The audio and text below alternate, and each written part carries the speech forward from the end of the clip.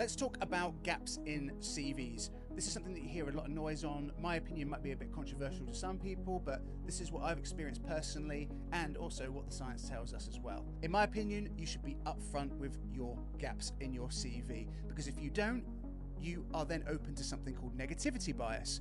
And what negativity bias is that when the brain sees a gap in information, say in work history, it doesn't just ignore it, it automatically fills that gap with the worst context possible. It will assume the worst. So when you're reading a CV and there's no context behind gaps, people will automatically assume that you're terrible at the job or nobody wants to hire you. When in reality, you can just give them a bit of context. You needed some time out, you were looking after a family member, you were ill, whatever it might be.